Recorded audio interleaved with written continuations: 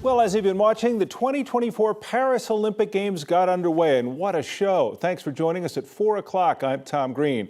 It was a grand opening ceremony here on 9 News, and what a show it was. Of course, all eyes with 592 Olympians representing the best of the best. There you see so many of them, including the basketball players standing out by their height as they took that float down the Seine River. Much more on the opening ceremony coming up a little bit later this hour. But as we want to let you know how it's going outside, the air quality, well, did improve today. The picture may not quite tell the story. Still no real blue skies. But IQ Air says Denver is now only the 34th worst air quality in the world. So that actually is some improvement. Kathy's going to be along with your forecast coming up in just a moment.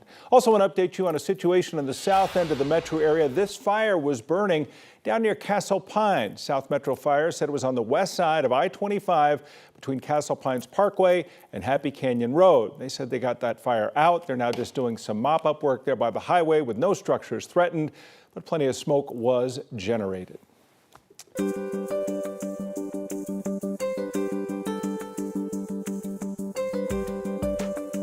And we turn now to the state agency that manages toll lanes. Well, they might be making some changes to make those lanes a little bit less confusing. Steve on your side was the first to tell you how that confusion can actually get pretty costly. It can be, and the state will issue you an automatic $75 ticket if their camera spots you in or out of a toll lane when you shouldn't be. Steve on your side learned Colorado issued $40 million in toll tickets in the first 9 months of enforcement. 9 News consumer investigator Steve Steger has been crunching all the data and figured out the top 10 places that people are getting tickets. Steve? We did, Kim. We put them on a map here on 9news.com. It's under this story on the Steve on your side section of 9news.com. We've broken down the top 10 places. You can see them on the map. There's a little key if you go to the top and you can click on each individual one. But I want to focus you in down here. Oops, well, let me do this. Let me zoom here and I'll focus you in down on C470. I told you I'm not as good at this as Marshall is. There we go. There we go, C470. You see 4 of those dots in a short stretch of C470 where drivers have told both Steve on your side and the state they're pretty confused. I agree with the nature of this weaving law. Brian Malone hates it when people weave in and out of toll lanes. I think they should be torpedoed and blasted and vaporized immediately. Yet he feels like he's been torpedoed over something that's tough to understand. I'm confused and a little frustrated when I thought that I had been obeying the laws. At first, Malone thought he slipped. And I just paid it because I thought, oh, I must have made a mistake. But then I got a second citation and then a third citation right after that. He crossed into the express lane here on eastbound C470 near Lucin.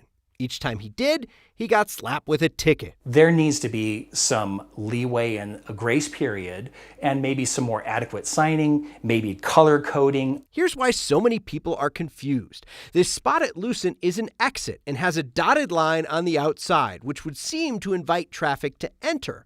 But when they cross that single solid line, poof, a $75 ticket. Steve on your side was the first to report the state issued more than $40 million in fines in the first 9 months of enforcement. 4.5% of all Colorado license plates have gotten a toll weaving ticket. Our data shows more than 10,000 drivers have been ticketed at Lucin alone. Just given the press around, how many violations we've assessed, what we've collected, especially in the 9 News story. Our story made it to the appointed board of Colorado's Transportation Investment Office. I've heard from a number of people that there's a confusion about when you can enter and when you can exit. They talked about that confusion. It's a little confusing when we say cross the line, meaning, sure, everybody knows double line, but cross any line really, right? Yeah. Some of these things are more nuanced and don't make a snappy slogan. At the meeting, engineers talked about potential changes, including allowing people to enter at Lucin, the same spot where Malone got his tickets.